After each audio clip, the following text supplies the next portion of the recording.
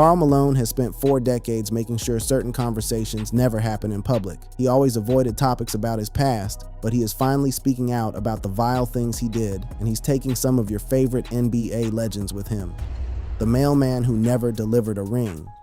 The 2023 NBA All-Star Weekend in Salt Lake City did something nobody had planned for. It pulled Karl Malone back into the public eye, and with him, every single conversation about who he is on and off the court. For context, Karl Anthony Malone, nicknamed the Mailman, is one of the most accomplished power forwards in NBA history. 2 MVP awards, 14 All-Star selections, 11 consecutive All-NBA first-team honors, and 36,928 career points, second only to Kareem Abdul-Jabbar at the time of his retirement in 2004. He spent 18 seasons with the Utah Jazz, anchoring one of basketball's most iconic partnerships alongside John Stockton. The pick and roll they executed together became a coaching staple that entire programs are still built around today. Before any of that, he was the youngest of 9 children, raised by a single mother on a farm in Summerfield, Louisiana. A childhood built on chopping wood, hunting, fishing, and working land that didn't give anything without effort. He attended Summerfield High School, where he led the team to 3 consecutive Louisiana Class C state championships.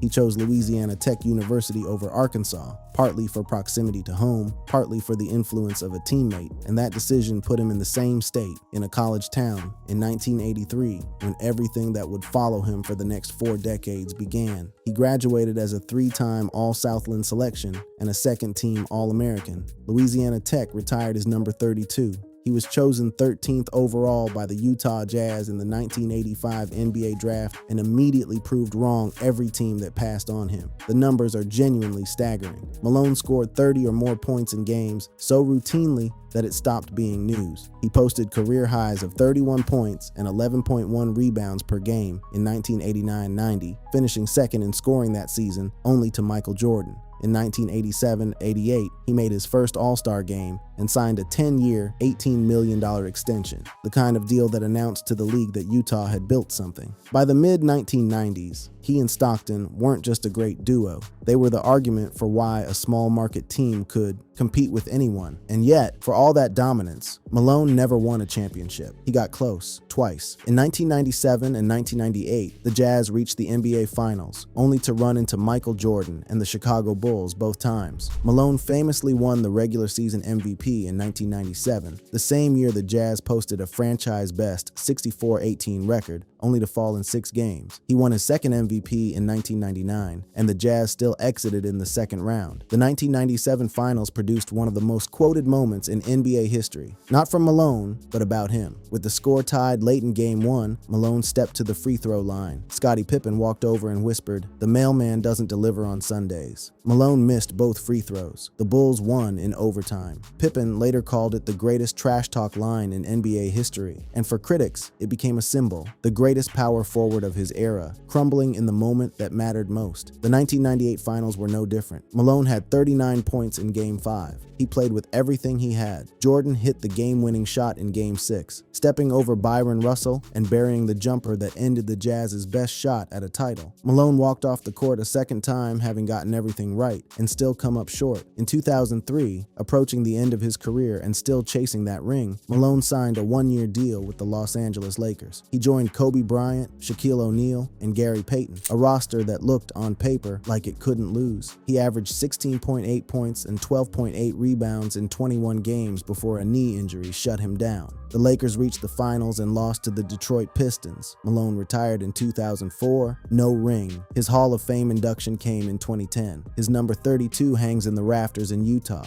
He scored 2,000 or more points in a record 12 seasons and led the Jazz to the playoffs in 18 of 19 years. The on-court resume is bulletproof, but the reason his name was trending again in Salt Lake City in 2023 had nothing to do with any of that. The things that follow Karl Malone are not things you find in a box score. The incidents that follow him everywhere. In 1983, Karl Malone was a 20-year-old sophomore at Louisiana Tech University. Gloria Bell was 13 years old, a middle schooler. She gave birth to their son, Demetres Bell, on May 3, 1984. No criminal charges were ever filed. Gloria Bell's family chose not to pursue statutory rape charges. She later described Malone as a neighborhood kid headed for the NBA, reasoning that pressing charges would limit his future and produce no practical support from jail. That framing, a neighborhood kid, is one of the stranger details in the whole story. Malone was 20 years old and a college athlete. Gloria Bell was in middle school. The rationalization that locking him up served no one is one that has aged very badly in the decades since, particularly as cultural understanding of grooming, power dynamics, and the lasting effects of childhood sexual trauma has deepened. And not only was never convicted or ever received really any kind of public backlash for it to wear. In 1986, during Malone's second NBA season with the Jazz, Gloria Bell's grandparents filed a paternity suit. They initially requested $200 per week in child support. Malone did not respond immediately. A Louisiana judge ordered a paternity test. The results confirmed Malone as the father, DNA probability cited at 99.3%. The court mandated $125 weekly in payments, plus medical expenses. Malone negotiated a confidential out-of-court settlement in the late 1980s. The terms included a lump sum payment and, critically, no requirement for any public court acknowledgement of paternity. His public denials continued for years. Demetres grew up largely raised by his mother and extended family, with his biological father present in his life only at a distance. Malone reportedly told Demetres to make his own way, a phrase that landed very differently on a child than it might in a motivational speech. There is a second paternity case that gets less attention, but is equally well documented. In 1981, before Malone ever set foot on a college campus, he fathered twins, Cheryl and Daryl Ford, with a woman named Benita Ford. Both Malone and Benita Ford were 17 at the time. The twins grew up knowing their father's name, knowing he was a famous basketball player, and not knowing him personally. A paternity suit was filed in 1989 when the twins were around 8 years old. The case went through years of litigation, including a point where a judge found Malone in contempt for refusing to disclose assets or submit to DNA tests. Another confidential settlement followed, more silence. Then came the Lakers season, and a third incident that sits in its own category. On November 23, 2003, during a home game against the Milwaukee Bucks, Malone made comments to Vanessa Bryant, Kobe Bryant's wife. Vanessa had called Malone's cell phone at the suggestion of Malone's wife, inviting Malone's son to sit with the Bryants since the boys seemed bored. What followed, according to accounts of the conversation, were remarks described as suggestive, including references to hunting for little Mexican girls. Kobe Bryant confronted Malone directly, "Stay away from my wife."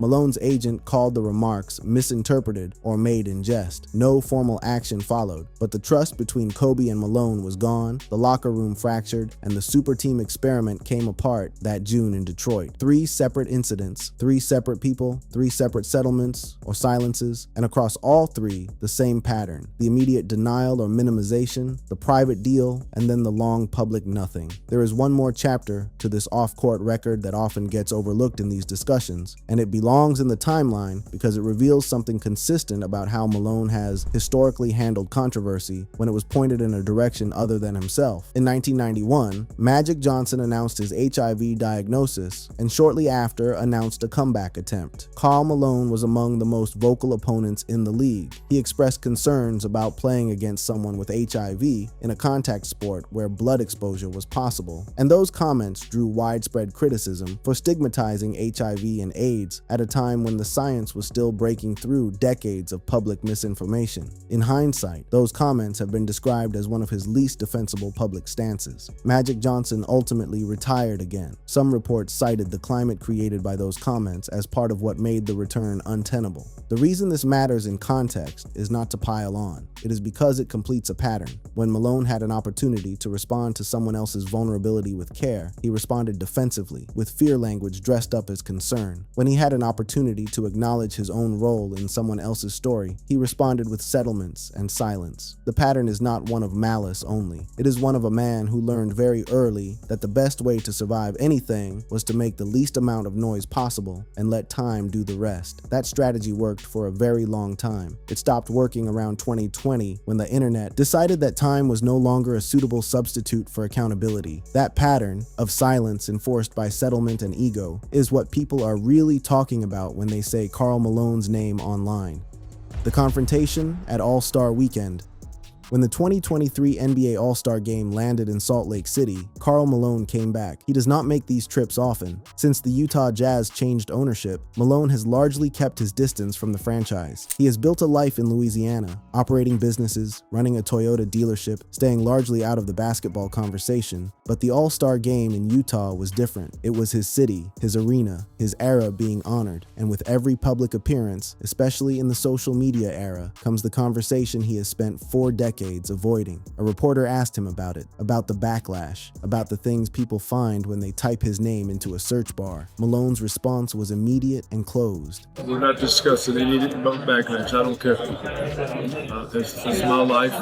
It's my personal life, and I'll deal with that like I have to deal with it. I'll meet my mate. That exchange spread everywhere. And the thing about it is that Malone wasn't wrong. Technically, it is his personal life. He is not obligated to discuss anything with a reporter at an all-star game. But the people watching weren't really watching for the answer to the reporter's question. They were watching his face, the jaw, the speed of the brush off, the way his body language telegraphed how deeply he did not want to be anywhere near that question. At the same time, Malone was judging the dunk contest. He appeared alongside LeBron James at the ceremony, marking LeBron breaking the all-time scoring record, a record Malone himself had held second place on for years. He was visible. He was celebrated. He was woven into the fabric of a joyful weekend. The Karl Malone Award, given annually to the best power forward in college basketball, remained in full effect. The contrast between those two realities, the honored legend on the dunk contest stage and the man who refused to acknowledge a question about a 13-year-old girl, produced the kind of dissonance the internet does not sit quietly with. Then came the Louisiana Tech statue. That same year, Malone's alma mater unveiled a statue of him on campus. The unveiling was meant to be a celebration, a homecoming, a recognition of his athletic achievement and his loyalty to the school that gave him his start. Instead, it became a flashpoint. A history professor at Louisiana Tech publicly questioned the message being sent to students by honoring someone with Malone's documented history. Protests were organized. The debate about what it means to memorialize an athlete, what you are choosing to celebrate when you cast someone in bronze, became national news. Malone did not comment on the statue controversy either.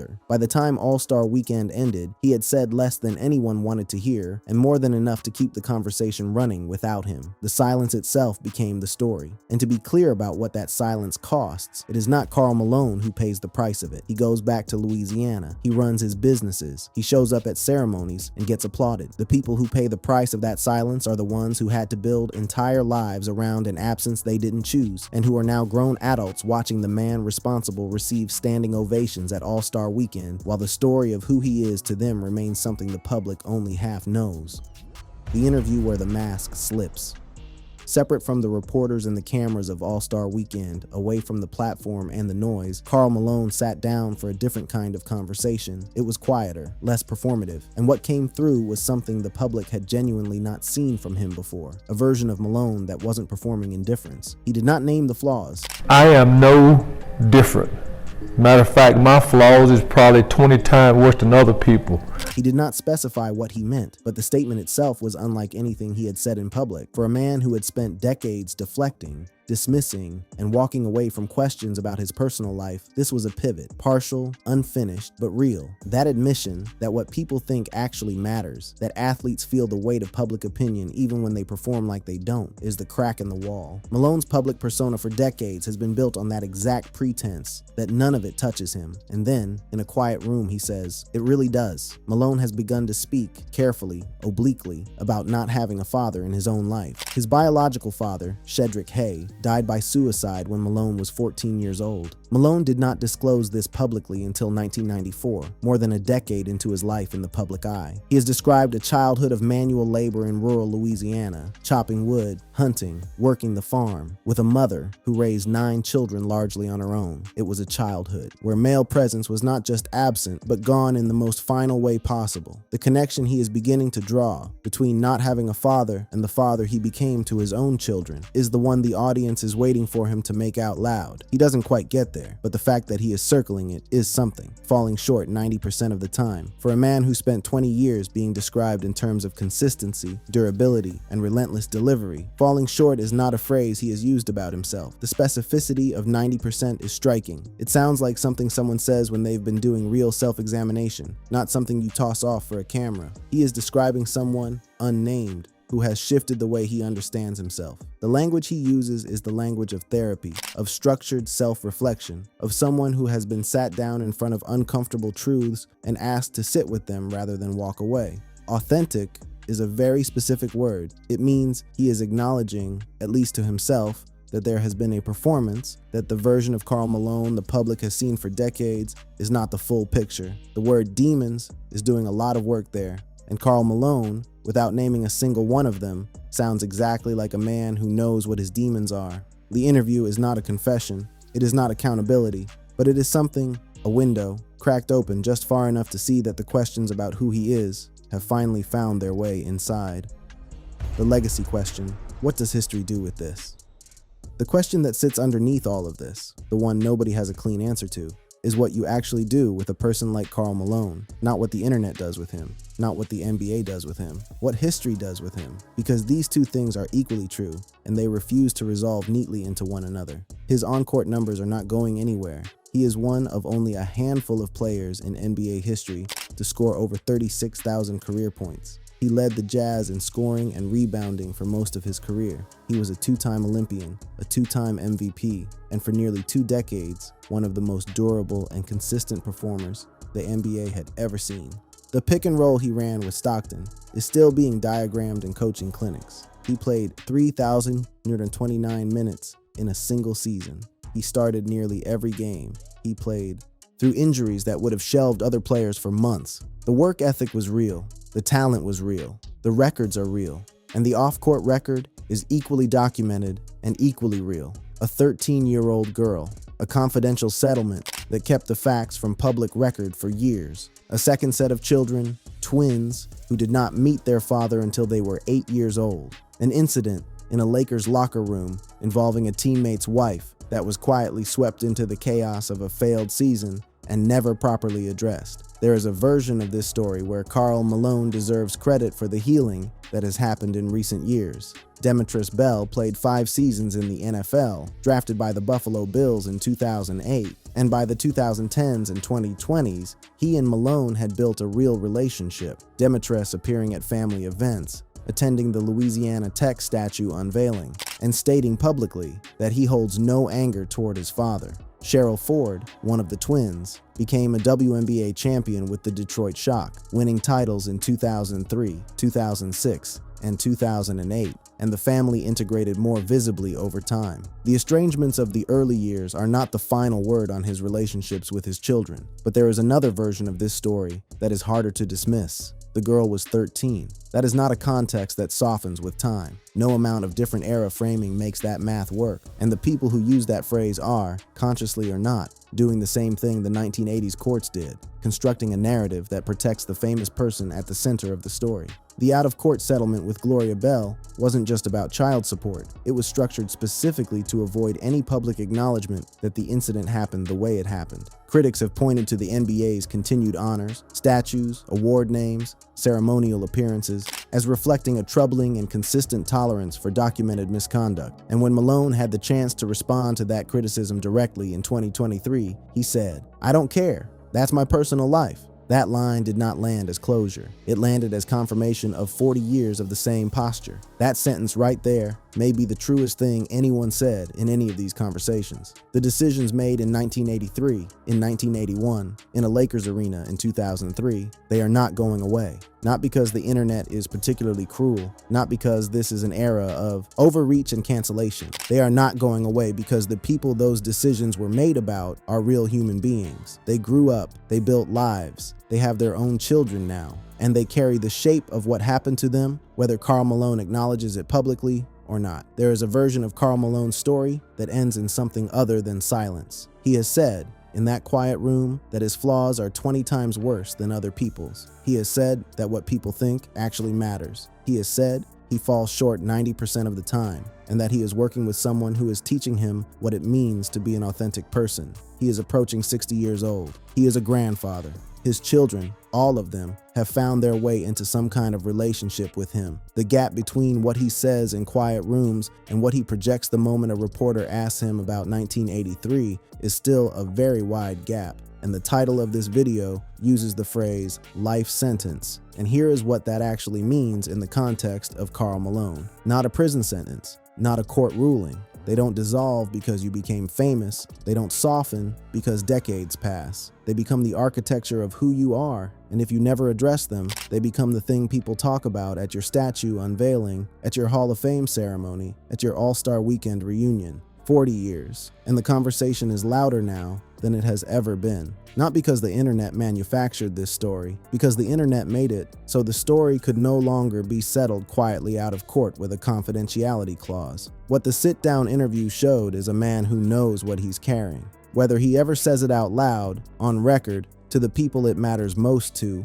in a way that doesn't require a reporter to drag it out of him, that is the only question still open. Everything else is already documented. The records, the settlements, the silences, the rebounds, the missed free throws, the points, the children, the pattern. Karl Malone delivered excellence on a basketball court for 18 years. History has logged every basket. It has also logged everything else. The mailman always delivered. The question history is still asking is, to whom and at what cost to everyone else? And that question, uncomfortable as it is the one that keeps Karl Malone in the conversation long after most people assumed the story was finished, because the story was never really finished. It was just settled out of court. Thanks for watching. Check out other cards on the screen.